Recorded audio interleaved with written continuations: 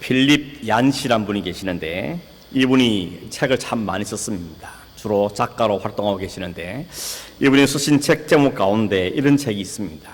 교회, 나의 고민, 나의 사랑, 이런 책 제목이 있습니다. 이 책을 쓰게 된 이유가 뭔지를 그 책에서 밝히고 있는데 얀 씨는 어린 시절부터 교회에서 자라났습니다. 아마 모태신앙 가진 분들은 대부분 다 그렇죠. 어린 시절 교회 안에서 생활하고 교회 안에서 먹고 자고 이런 교회와 뗄 수 없는 관계를 맺으면서 살아갑니다. 그런데 점점 자라면서 이 얀 씨의 눈에 교회의 부조리함, 또 교회의 모순됨, 이런 것들이 자꾸만 눈에 보이기 시작한 겁니다. 그러다 보니까 너무 마음이 고민이 되어서 있다가 결국 청년이 되었을 때 교회를 떠나버립니다. 그러면서 그가 교회를 떠나면서 그가 보았던 교회의 모습은 뭔가 하면 많은 거짓과 또 윗선과 또 여러 가지 종교의 틀에만 매여 있는 경건, 이런 것을 보면서 내가 이런 교회에 있을 수 있는가, 이런 마음을 갖고 교회를 떠나게 됩니다. 그러면서 그가 물었던 질문이 그렇습니다. 이 책의 원제목이기도 한데 처치, why bother, 이렇게 묻습니다. 교회가 도대체 내게 무슨 고민길을 안겨주는가, 내가 이런 걸 왜 안고 있어야 되는가, 이런 고민을 하게 됐다는 것입니다. 물론 이 얀 씨는 나중에 교회로 다시 돌아옵니다. 그가 교회를 떠났지만 가족들이 다 완전하지도 않고 또 그러시면 내 가족인 것처럼 교회도 마찬가지다 하는 것을 그가 이해하게 된 것입니다. 늘 속썩이고 또 개구장이 같은 아들, 딸들을 두면서 이들이 역시 여전히 내 가족인 것처럼 하나님의 교회도 역시 많은 불완전한 사람들이 모여있지만 주님께서 이 교회를 사랑하시고 이 교회를 위해서 자신의 몸을 내어주셨다는 사실과 또 이 공동체 안에서 우리가 세워져 가기를 원하시는 그 하나님의 마음을 이해하게 되면서 그는 다시 교회로 돌아오게 되었다는 것입니다. 오늘 여러분은 교회에 대해서 어떤 생각들을 갖고 계시는지 모르겠습니다. 이 땅에 있는 많은 교회들이 건강하게 또 아름답게 평안하게 세워지길 바라는 마음들이 많이 있지만 실제로 우리가 현실적으로는 그렇지 않은 모습이나 또 소식도 많이 듣는 게 우리의 현실입니다.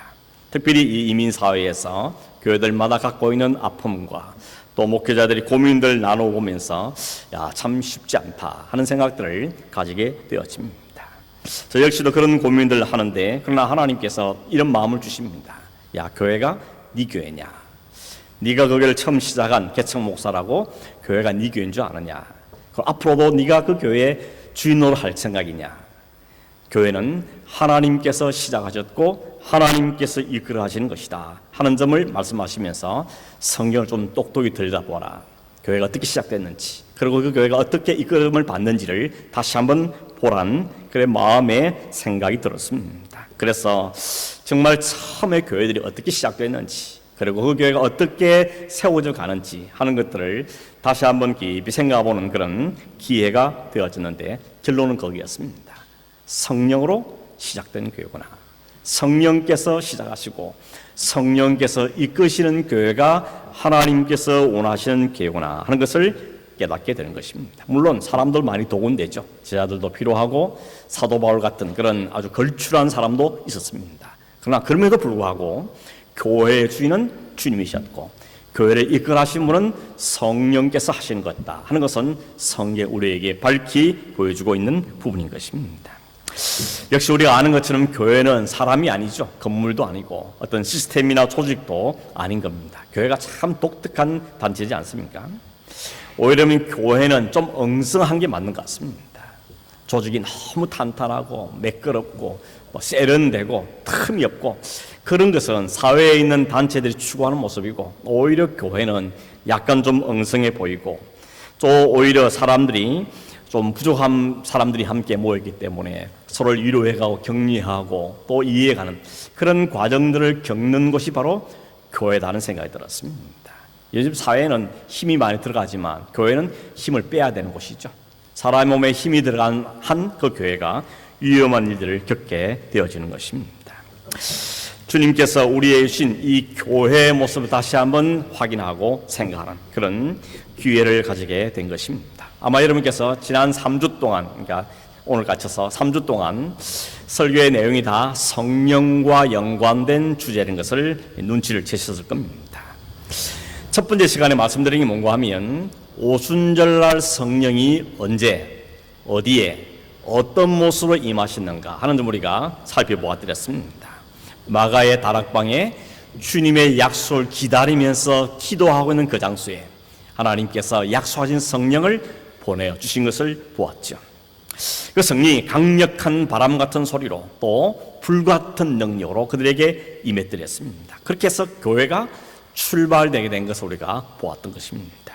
두 번째 시간에는 사도 바울이 에베소 교회에 보낸 편지 가운데 아주 강력하게 당부한 게 뭔가 하면 술 취하지 말고 오직 성령의 충만을 받아라 하는 아주 강력한 어조의 명령을 준 것을 우리가 살펴보았습니다. 그 이유를 두 가지를 살펴봤죠. 하나는 뭔가 하면 세상이 너무 악하기 때문이었습니다. 세상은 점점 갈수록 사실 악해진다고 말하는 게 우리가 고백할 수 없는 부분인 거죠. 얼마나 악해져가고 있느냐. 이 악해져간 세상 속에서 그리스도인이라는 그 정체성을 잃지 않고 그리스도인다운 삶을 살아내기 위해서는 진짜 맨정신, 제정신은 안 되고 성령께서 우리를 꼭 붙잡으시고 살아보시면 살아낼 수 있기 때문에 성령의 충만함이 우리에 필요하다 하는 것이 첫 번째 이유였고, 두 번째 이유는 우리가 그냥 혼자 살 수 있는 것이 아니고 관계를 형성하고 사는데 부부로서, 부모와 자녀로서, 직장 생활로서, 교회 구성원으로서 이런 관계를 많이 깨고 살고 이것을 벗어나 살 수 없는데, 이런 모든 관계 속에서 그 관계를 잘 해나가기 위해서는 우리에게 성령의 충만함이 필요하다는 사실을 우리가 확인해 본 것입니다. 오늘 우리 생각하는 건 뭔가 하면, 그렇게 해서 예루살렘 교회가 처음 출발됐는데 그 처음 교회가 형성되고 그 교회가 세워지는 그 과정을 조금 더 한 번 더 생각해 보면서 오늘 주시는 하나님의 말씀의 은혜를 함께 나누기를 원합니다. 여러분, 먼저 우리가 생각하는 것은 오순절날 성령이 강력하게 임했을 때 가장 먼저 변화를 보인 사람들은 그 자리에 있던 사람들이었습니다. 제자들 120명, 그 사람들이 심령의 변화가 일어나죠. 어떤 변화가 일어났습니까?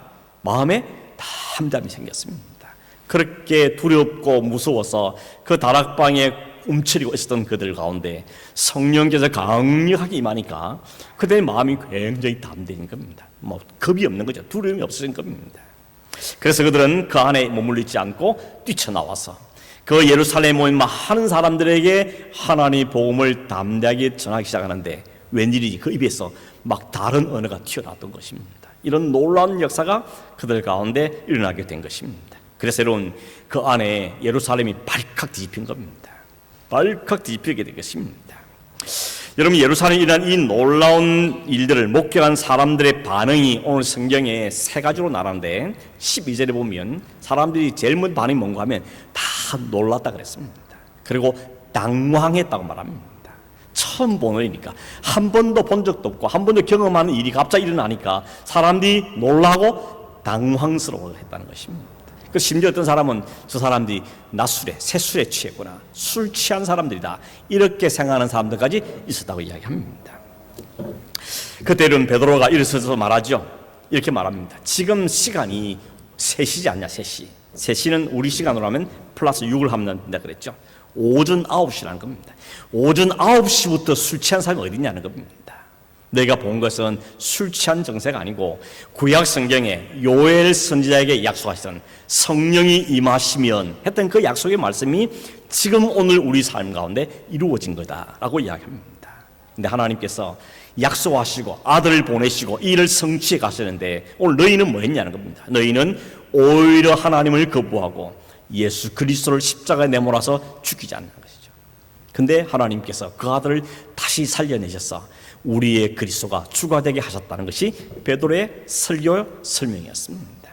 여러분, 이 베드로의 설교를 들은 다음에 사람들의 반응이 어땠다 그럽니까? 오늘 우리 성경 37절에 보니까 그들이 이 말을 듣고 마음에 찔렸다 그랬습니다. 마음에 찔렸다. 마치 송곳을 찌듯이 마음에 큰 찔림들을 받았다는 겁니다. 이렇게 마음에 찔림을 받으니까 그 입에서 무슨 말이 튀어나왔습니까?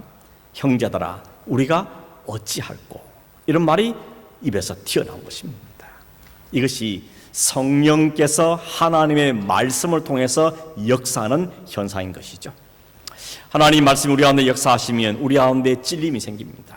자신의 죄를 덜추어지니까, 자기 죄인됨이 드러나지니까 하나님 앞에 양심의 마음의 찔림을 받게 되죠. 그리고는 그러면 도대체 어떻게 하면 좋겠냐 하는 탄식이 우리 마음 가운데 터져 나오게 되는 것입니다. 이게 진정한 회개입니다. 그냥 생각 정도, 동의 정도가 아니고 마음의 그 찔림을 받고 마음의 탄식이 터져 나오면서 그럼 도대체 어떻게 하면 되겠냐, 뭘 하면 되냐, 어떻게 해야 되는가 하는 이런 탄식들이 터져 나오게 되어지는 것입니다. 아마 여러분도 다 그런 경험 해봤을 겁니다. 웬일인지 그 말씀이 오늘 나의 가슴에 비수가 꽂히듯이 내 마음에 꽂혀질 것입니다. 그래서 그럼 내가 어떻게 하면 좋겠냐, 이런 고백이 터져 나온 경험을 한 적이 있을 건데 그게 바로 성령의 역사인 것입니다. 어떤 부부가 그랬다잖아요. 부부가 교회 갔다 오더니 막 부부싸움을 합니다. 남편이 화를 내면서 부인에게 말합니다. 너 왜 목사님한테 고자질 해가지고 오늘 그 술 다 나들어 하는 술 거더라. 네가 다 고자질 했지? 그래서 막 부부싸움 하더라는 겁니다. 그게 뭡니까? 말씀이 찔림을 받은 거죠. 말씀이 꽂힌 겁니다. 목사님이 그 사람을 향해서 한 말씀 아니었을 텐데 그냥 모든 사람에게 일부 골반적으로 말한 거였는데 그날 유독 그 말씀이 자기의 심장을 찔러버리는 겁니다. 그게 성령의 역사입니다. 혹여 여러분 말씀이 설교 시간에 말씀이 찔림을 받거들랑 저 목사님 어떻게 하고 나를 이렇게 공격하나 그렇게 생각하지 마십시오. 그럴 마음도 없고 그럴 수도 없습니다. 하나님께서 성령께서 말씀이란 통로를 통하여서 오늘 우리를 깨워주시고 깨닫게 하는 성령의 역사일 뿐인 것입니다. 그때 그럼 성령님 어떻게 하면 좋겠습니까? 내가 어떻게 반응할까요? 이런 고백이, 이런 회개가 여러분 있기를 간절히 바랍니다. 여러분 베드로가 뭐라 그랬습니까? 너희가 회개하고 세례받고 죄 사함을 얻어라 라고 이야기했습니다. 그래서 그날 회개하고 세례받은 사람이 몇 명이요? 3,000명이라 그랬다죠. 3,000명이 회개하고 버렸다는 겁니다. 이것이 이렇게 해서 출발된 것이 바로 신약 교회의 출발이었습니다. 그러니 신약 교회의 출발은 전적으로 성령의 역사로 이루어진 것이다 라고 말할 수밖에 없다는 것이죠. 두 번째 반응이 뭔가 하면 43절에 있는데 그 놀라움이 이제는 세상 사람들에겐 두려움으로 바뀌었다 그랬습니다. 여기 말한 두려움이라는 것은 무슨 귀신 보고 놀란 그런 두려움이 아니고 너무 압도당했어. 이 경외심이라 그러죠. 그 경외심 마음속에 생겨진 겁니다. 도대체가 알 수 없는, 이해할 수 있는 일들이 벌어진 걸 보면서 완전히 압도가 당해서 오히려 마음에 두려운 마음이 생기는 것, 그게 바로 여기 말하는 두려운 마음이라는 것입니다. 세 번째 반응은 이 사람들이 오히려 교회를 보고 칭찬하기 시작합니다. 네 번째 반응은 뭔가 하면 거기서 한 걸음 더 나가서 날마다 믿는 사람이 더해져 갔다라고 이야기하고 있는 것입니다. 여러분 이것이 이렇게 신약교회가 출발되어졌다는 것입니다. 이렇게 출발되는 교회가 처음에 갖추었던 모습을 42절에 네 가지를 우리에게 이야기해 주는데 뭘 힘썼다 그럽니다. 뭐에 힘썼는가 하면 첫째는 사도들의 가르침을 받는 일에 힘썼고, 두 번째는 서로 교제하는 일에 힘썼고, 세 번째는 떡을 떼는 데 힘썼고, 이 떡을 떼는 건 성찬식을 말하죠. 성찬식 하는 데 힘을 썼고, 마지막 네 번째는 기도하는 일에 힘썼다고 이야기합니다. 여러분 순서가 이걸 해서 성령 충만을 받은 게 아니고 성령 충만한 열매로 결과로 나타나는 게 이 네 가지였다는 것입니다. 여러분 사도들의 가르침을 받았다는 것이 뭐겠습니까? 바로 말씀을 이야기하는 것이죠. 왜 성령이 임하면 하나님의 말씀을 받는 일에 힘쓰게 될까요? 성령이 진리의 영이기 때문에 그렇습니다. 성령은 우리에게 진리가 무엇인지 드러내주고 그 진리의 삶을 살도록 인도해주는 영이기 때문에 성령으로 충만하면 우리의 삶에 제일 먼저 나타나는 반응은 하나님의 말씀에 대한 반응이 일어나는 것입니다. 그게 원리인 것입니다. 그래서 우리가 이 성령의 조명 이런 표현을 쓰죠. 조명은 아시죠? 이게 조명이 아닙니까? 더 환하게 해주고 더 밝혀주고 더 확실히 알게 해주기 위해서 보이는 게 조명인 것입니다. 성령께서 하시는 가장 중요한 일, 가장 소중한 일은 하나님의 말씀을 조명해서 우리로 하여금 깨닫게 하는 것입니다. 내가 누군지, 죄가 무엇인지, 내 길은 무엇인지, 어떻게 살아야 되는지, 무엇이 참 진리인지 이걸 깨닫게 하는 것이 바로 성령께서 하시는 일이라는 겁니다. 그래서 여러분 성령 충만해지면 가장 먼저 드는 특징이 뭔가 하면 하나님의 말씀을 사모하게 된다는 것입니다. 말씀을 좀 더 한번 더 듣고 싶고 말씀을 좀 읽어보고 싶고 또 공부하는 점 찾아가고 싶고 이런 반응들이 내 안에 일어나게 되는 겁니다. 그게 그냥 내 열심히 되는 게 아니고 누가 막 강요해서 되는 것이 아니라 성령이 내 안에 역사할 때 일어나는 자연스러운 반응이라는 것입니다. 말씀이 송이꿀보다 달다, 이런 말씀 성경에 있는데 그 말씀이 남의 말인 줄 알았더니 그 말씀이 진짜 내가 경험되는 것이죠. 이 말씀이 송이꿀보다 달다던데 이 말씀이 바로 이런 거구나 하는 경험이 내 안에 일어나게 되는 것이죠. 그래서 말씀이 들리기 시작하고 말씀이 눈이 열리기 시작하고 그 말씀이 내 삶에 좀 살아봐야겠다는 그러니까 열정들이 우리 안에 일어나는 것이 바로 자연스러운 성령의 충만함의 열매인 것입니다. 애쓰고 노력한다고 되는 것이 아니었고 성령 충만하니까 그 말씀에 대한 반응이 막 일어나게 되더라는 것입니다. 영적으로 건강한 사람과 건강하지 않은 사람의 특징은 바로 말씀에 대한 태도 혹은 말씀에 대한 반응을 보면 어느 정도 짐작할 수 있는 것입니다. 여러분이 말씀에 대한 반응은 어떻습니까? 말씀 듣는 게 너무 좋고 말씀 읽는 게 너무 즐겁고 말씀을 공부하는 게 신나고 그렇습니까? 아니면 말씀이 지루하고 힘들고 어렵고 그렇습니까? 물론 여러분 바르게 가르치는 것도 굉장히 중요하죠. 엉뚱한 말씀을 가르치면 안 되는 거죠. 참 진리의 말씀을 바르게 가르치는 것도 꼭 필요합니다. 오늘 베드로와 그 사도들이 가르친 말씀의 내용을 딱 들다 보니까 뭘 가르쳤습니까? 결국 그 가르친 말씀은 예수 그리스도였습니다. 그분이 누군지, 그분이 하시는 무엇인지, 그분을 믿는다는 무엇인지, 그분과 나의 관계가 무엇인지, 그분이 나를 행하신 일들 때문에 내게 주어진 축복은 무엇인지, 그분과 관계 맺지 않으면 내게 어떤 현상이 벌어지는지 하는 것들을 깨달아 알아가는 이런 일들이 우리 가운데 벌어지게 되는 것이죠. 그래서 말씀의 반응으로 그들은 마음의 찔림을 받고 회개하고 세를 받는 말씀의 역사들이 그 가운데 일어나게 되었다는 것입니다. 여러분 처음 듣는 이야기 아닙니다. 생뚱맞은 이야기 한 것도 아닙니다. 뭐 신비한 이야기 한 것도 아닙니다. 그동안 계속 들어왔던 말씀이었던 것입니다. 그런데 그날 그들에게 깨우침이 나고 반응이 일어났던 것은 단지 차이는 성령께서 그 안에 역사한 것 외에는 다른 이유를 찾아보기가 어려운 것입니다. 여러분 제자들 보십시오. 3년을 예수님 따라다녔습니다. 우리식으로 말하면 제자 훈련을 3년, 그것도 탁월한 지도자신 예수님과 함께 3년을 따라다녔습니다. 그럼에도 불구하고 그들은 잘 깨닫지를 못했습니다. 엉뚱한 말하고 엉뚱하게 반응해 왔습니다. 그런데 이들에게 성령의 충만한 역사가 일어나기 시작하니까 그 말씀이 막 생각이 나고 말씀이 깨달아지고 그 말씀에 순종해서 열망이 생겨 이런 놀라운 역사들이 이들 가운데 일어나게 되어졌다는 것입니다. 여러분 성령의 충만함이 얼마나 소중한지 우리나라 이 말씀의 역사를 통해서 우리가 충분히 알 수가 있는 것입니다. 순서 어디가 먼저입니까? 말씀을 열심히 공부했더니 성령 충만한 게 아니라 성령의 역사로 말씀의 반응이 나와지게 되는 겁니다. 물론 말씀에 충실할 때 성령 더욱더 우리 안에 역사하는 것은 일어나는 일들인 것이죠. 두 번째가 뭔가 하면 서로 교제하는 일에 힘썼다라고 말하고 있습니다. 제 상상해보면 그렇더라고요. 성령 충만하니까 그 있던 이 120명의 사람들이 갑자기 더 이뻐 보이고 더 잘생겨 보이고 더 사람들이 괜찮아 보이는 현상이 일어난 것 같습니다. 사람이 괜찮아야 가까우고 싶지 않습니까? 그래서 점점 더 그 교제하는 일을 더 힘쓰게 된 겁니다. 교제해야지 막 열심히 이를 악물고 그렇게 한 게 아니고 마음속에 자연스럽게 교제에 대한 필요와 그 중요성을 깨닫고 성전에 그들의 교제에 힘썼다는 것입니다. 오늘 47절에 보니까 날마다 성전에 모이기를 힘썼다 그렇게 표현하고 있습니다. 교회 가는 것은 무슨 도살장에 끌려가듯이 억지로 할 수 없이 가는 것이 아니라 얼른 가서 좀 한번 보고 싶고 얼른 가서 또 만나고 싶고 한 주 어떻게 살았는지 그 삶을 좀 나누고 싶고 이런 마음들 가지고 그들은 교회를 찾았던 것을 보게 되는 것입니다. 아마 여러분도 그렇죠. 순식구들 만나는 게 너무 좋아서 순모임이 있으면 빨리 왔으면 좋겠는데 오늘은 결코 빠지면 안 되는데 아이들이 더 좋아하고 이런 모습이 왜 일어납니까? 우리 안에 인간적으로만 되는 것이 아니라 우리가 성령으로 충만할 때 일어나는 현상이라고 말하고 있는 것입니다. 좋은 사람 만나면 하나로 더 주고 싶고 막 이런 마음이 생기죠. 좋은 사람 집에 오면 하나를 좀 더 챙겨주고 싶고 막 이런 마음이 생기는 게 정상적이 아니겠습니까?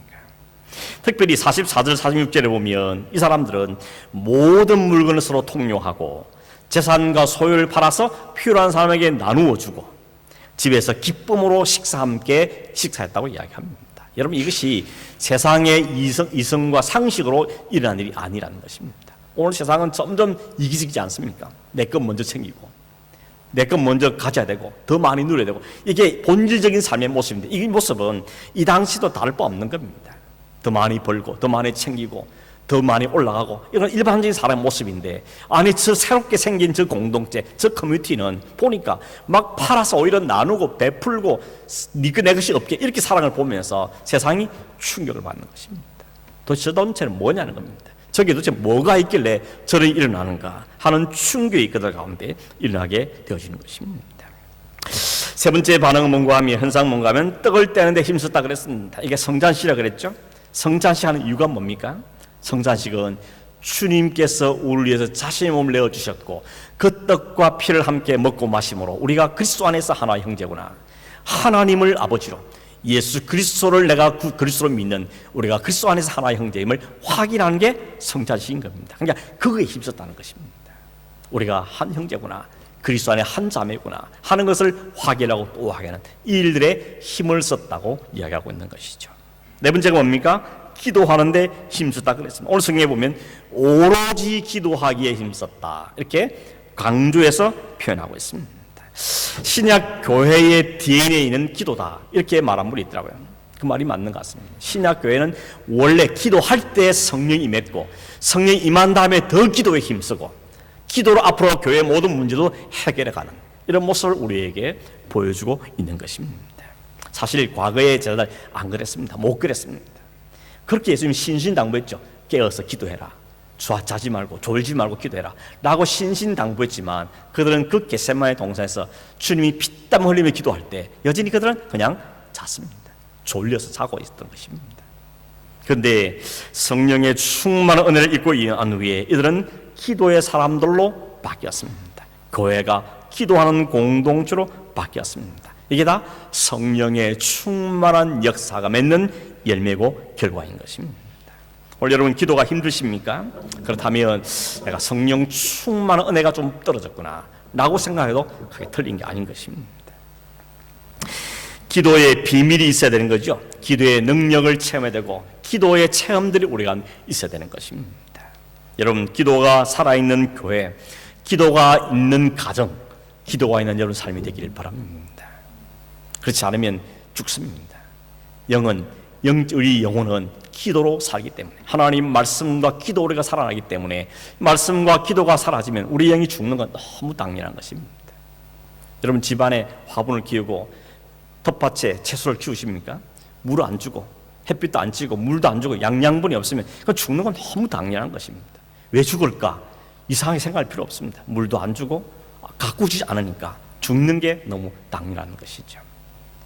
그런 의미에서 여러분, 기도가 얼마나 중요한지 이 초대교회를 살렸던 것은 바로 기도하에 힘쓰는 것임을 알 수 있습니다. 다시 말씀드리지만 기도를 열심히 했더니 성령 충만했다, 그게 아니라 성령 충만히 했더니 기도의 삶이 일어나더라는 것을 이야기하고 있는 것입니다. 여러분, 이런 말도 있습니다. 몸이 하자는 대로 하면 망한다는 겁니다. 뭔 뜻인가 하면, 오늘 몸이 너무 힘들어, 오늘은 자야지. 오늘 몸이 너무 힘들어, 성경 건너뛰어야지. 오늘 몸이 너무 힘들어, 오늘은 큐티 넘어가야지. 몸이 시킨 대로 하면 망한다는 겁니다. 누가 시켜야 됩니까? 우리의 영이 성령께서 시키는 대로 순종해야 우리 영이 산다는 겁니다. 너무 힘들지만 성령께서, 야, 너 말씀 읽을 시간 아니야, 너 기도할 시간 아니야, 그러면 빨리 박차고 일어나야 되는 것이죠. 몸을 거스려야 영이 살게 된다는 것입니다. 매일같이 새벽기도 하시는 분들 그런 고백 많이 하죠. 아침마다 전쟁입니다. 오늘은 몸이 찌부하고, 오늘 막 비가 오고, 오늘 날씨가 춥고, 저도 역시 마찬가지입니다. 그런데 그러면 안 되지. 마음이 들 때 벌떡 나서 박차고 나면 그날이 더 은혜가 있는, 더 하나님의 은혜가 충만한 그런 경험들을 하게 되는 것이죠. 이런 책 제목이 있습니다. 너무 바빠서 기도합니다. 너무 바빠서 기도합니다. 영어 책 제목은 Too busy not to pray. 너무 바쁘면 기도 못하는 게 아니라 오히려 역으로 너무 바쁘기 때문에 기도해야 된다는 것이 바로 이 책이 말하는 내용인 것입니다. 결국 우리의 영성은 기도에 달려 있다고 보여집니다. 한국 교회가 부흥하고 성장하고 놀라운 부흥 일으킬 때 가만히 돌아보십시오. 그게 뭐가 있었습니까? 기도가 살아 있었습니다. 오늘 우리가 한국 교회를 많이 욕하고 또 많이 욕을 얻어먹고 있죠. 결국 그 안에 들어가 보면 기도가 점점 약해지고 사라지고 있는 걸 볼 수 있습니다. 새벽 기도 안 한 분들 너무 많아져 버렸고요. 수요 기도도 없으신 교회도 많습니다. 뭐 형편과 처지 때문에 못하는 데 있겠지만 실제로 사람이 안 오니까 없애고, 사람이 안 오니까 또 없애고, 이런 일들 점점 생겨야 되는 것이죠. 밤을 새워 기도하는 것 모이가 상당히 어렵게 되어진 겁니다. 그러니 한국교회 영성이 약해지는 건 너무 당연한 길로 가고 있는 것이라고 볼 수 있는 것이죠. 오늘 여러분, 기도가 쉽습니까? 기도가 쉬운 사람은 아무도 없습니다. 나는 오늘 기도가 너무 쉬워, 그런 사람은 없습니다. 그러나 성령께 매여서 성령의 말씀에 감동을 받고 순종해서 기도를 갈 때 우리는 오히려 하나님의 은혜를 충만하게 경험하게 되어지는 것이죠. 결국 말씀, 교제, 성찬, 기도, 여기에 더욱 힘썼던 이유가 뭘까요? 성령의 충만을 받는 이걸 안 까먹기 위해서, 이 하나님의 은혜를 다시 잊어버리지 않기 위해서, 계속 유지해 가기 위해서 그들은 말씀으로, 기도로, 성찬으로, 교제로 계속 달군 겁니다. 불을 계속 데푼 것이죠. 그렇게 그들은 살았다고 이야기하고 있는 것입니다. 근데 여러분, 이런 생각이 들었습니다. 오늘 교회들 가운데 말씀, 기도, 교제, 성찬 강조하는 교회 있습니까? 교회들마다 홈페이지 들어가 보면 우리 교회가 목표하는 거 하면 다 요소에 다 들어있습니다. 아니, 이 네 가지뿐만이 아니죠. 선교, 교육, 사회봉사, 온갖 것들이 교회가 추구하고 있습니다. 그런데도 불구하고 왜 잘 안 될까 하는 것입니다. 왜 잘 안 될까? 왜 그렇게 추구하는데도 잘 안 될까 하는 겁니다. 결국 이 사도행전을 통해서 우리가 깨닫는 게 뭔가 하면, 결국은 그 원동력, 그 밑받침, 그 힘이 성령이어야 한다는 것이죠. 막 강조하고 막 닥달하고 막 당신은 직분자니까 막 이렇게 막 윽박진도 되는 게 아니고, 결국 원리가 뭔가 하면 성령의 충만한 우리 있으면 이 삶이 우리에게 반응으로 나타날 수밖에 없다는 사실을 우리에게 가지고 있는 것입니다. 그래서 여러분, 성령의 충만함을 받으라고 사도 바울은 그렇게 강조해서 이야기하고 있고, 주님께 교회를 시작할 때 성령을 불같이 바람같이 강력하게 이루신 이유가 바로 거기에 있다는 것이죠. 성령이 아니고는 내가 살 수도 없고 교회가 설 수도 없고 교회가 유지되기도 어렵다는 사실을 우리에게 이야기해주고 있는 것입니다. 말씀을 맺습니다. 여러분, 교회의 시작이 성령의 오심이었습니다. 교회가 세워져가는 과정도 성령께서 행하심이었습니다. 예루살렘 교회가 성령께 순종했더니 성령이 주시는 생각을 따라서 말씀과 기도와 교제와 성찬과 일에 힘을 썼더니 세상 사람들이 칭찬하죠. 부러워하는 것입니다. 도대체 저 단체는 뭐냐 하는 도전과 충격을 받게 되었다는 것입니다. 이 모든 과정에 주도적으로 일한 사람이 누구죠? 베드로입니까? 사도들입니까? 성령께서 하신 것입니다. 비록 입을 열어서 복음을 전한 건 베드로였다 할지라도, 그러나 그들을 믿게 하고 마음의 찔림을 받게 하고 그들의 역사를 일으킨 것은 결국 성령께서 하신 일이라는 것입니다. 초대교회가 세워지고 부흥한 데는 사람이 아니었습니다. 건물이 아니었습니다. 돈도 아니었습니다. 세상에 놀라운 역사를 일으킨 것은 바로 성령의 역사였습니다. 성령께서 주도적으로 주도권을 가지시고 일하셨기 때문인 것입니다. 오늘 이 시대의 교회를 살리며 또 나를 새롭게 하는 길은 우리가 다시 성령의 은혜로 돌아가는 것, 그 외에는 다른 길이 없겠구나 하는 것이 제가 이 최근에 내린 마음의 깊은 결론이고 또 기도의 제목이 된 것입니다. 여러분, 성령 충만하십시다. 성령 충만한 교회가 되기 위해서 우리가 좀 기도하십시다. 성령이 시키는데 좀 순종하십시다. 마음에 감동을 주면 누르지 말고, 성령이 그랬죠. 성령을 소멸치 말라고. 여러분, 성령을 소멸한다, 이게 진짜 무슨 말입니다. 생각해 보십시오. 성령이 우리 안에 오셨는데 성령을 불 끌 쏟잖아요. 끌하고 끄고 멸해버리는 거잖아요. 성령이 내게 주시는 그 마음을 눌러서 없애버리는 거예요. 그게 성령을 소멸하는 거예요. 이게 무슨 죄인 것입니다. 성령 내 마음을 주시면 내 몸은 좀 안 따라도 그 성령에 순종하는 법을 하면, 연습을 하면 우리 안에 힘이 생기는 것입니다. 그것이 내게 능력이 되는 것입니다. 결국 원인을 딴 데 찾으면 안 됩니다. 환경 문제도 아닙니다. 코로나 이거 아닙니다. 결국 우리의 문제는 우리가 성령께 온전히 순종하는 성령의 사람이 되어지는 것, 이게 우리가 길인 것입니다. 오늘 교회를 비판할 때 이런저런 많은 이야기를 하죠. 사람 문제다, 시스템 문제다, 목사 문제다, 여러 이야기하지만 결국 그 모두를 아울러서 해결하는 그 길은 하나밖에 없습니다. 성경이 제시하는 길은 우리 모두가 각자가 성령의 충만한 사람이 되는 것, 그 외엔 다른 길이 없음을 오늘 우리에게 이야기해주고 있는 것입니다. 47절 보니까 온 백성이 교회를 칭송하고 뿐만 아니라 사람들이 날마다 구원받는 사람이 더해졌다 그랬습니다. 뭐 보고 구원받았을까요? 그들이 주는 그 삶을 보고 그런 도전과 충격을 받은 것이요, 저게 뭐 있나 보다 라고 온 겁니다. 필립 얀시처럼 교회를 떠났었지만 그 교회가 그래도 이 땅의 유일한 소망이구나, 그걸 알게 되고 다시 교회를 찾아오게 되다는 것이죠. 이런 역사들이 오늘 우리 시대에 이뤄야 될 필요한 역사라고 생각들어집니다. 여러분, 우리 모두가 다시 한번 성령의 충만함에 대해서 다시 한번 생각 좀 하시길 바랍니다. 그냥 다 아는 이야기니까, 들은 이야기니까 그냥 지나가지 마시고, 이게 우리의 생존과 결별된 것이고, 교회가 사느냐 죽느냐의 결과되는 것이고, 이 시대의 교회가 하나님의 영광을 드러내느냐 안 드러내냐, 거기에 관련되어 있는 문제입니다. 그냥 휩쓸려서 살 수도 있습니다. 그러나 여러분, 진짜 그리스도인다운 삶을 살기를 원한다면, 좀 내 삶에 그리스도인다움이 드러나기를 원한다면, 정말 하나님이 기뻐하시고 세상이 도전받는 삶을 사는 그런 성도, 그런 교회 되기를 원한다면 우리가 다시 성령의 충만함을 사모하는 그 자리로 가야 할 줄로 믿습니다. 이 기도에 같이 참여해 주길 바라고, 이 일에 같이 사모함을 우리 가운데 있기를 바라고. 여러분, 제가 이렇게 막 이야기한다고 되는 게 있겠습니까?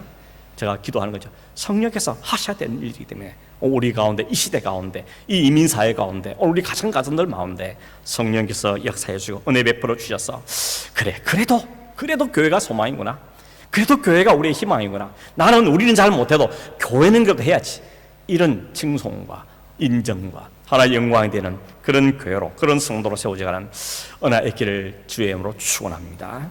기도하겠습니다. 하나님, 감사합니다.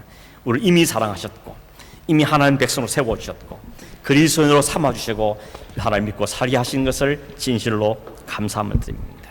그건 하나님, 하나님의 영광을 드러내기보다는 하나님의 영광을 가리고 하나님 이름의 욕을 먹는 삶을 살지 않는 교회가 되고 가정이 되며 성도가 되기를 원합니다.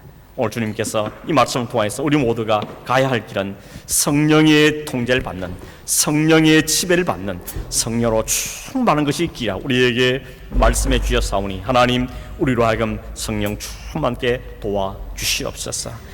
이미 우리 안에 역사하는 그 성령께서 더 강력하게 우리 안에 역사해서 바람같이 불같이 우리 가운데, 우리 사회 가운데, 이 교회 가운데 역사해 주셔서 하나님, 세상이 보고 놀라고 당황하며 칭찬하며 구원받는 것이 나는 이 역사들이 그저 사도행전에 일어나는 역사가 아니고 오늘 이 시대도 여전히 반복되고 일어나는 역사임을 드러내고 하나님의 영광을 받는 은혜가 있도록 주님 역사하여 주시옵소서.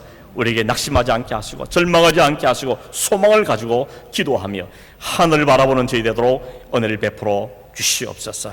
그러하신 예수님의 이름으로 기도하옵나이다.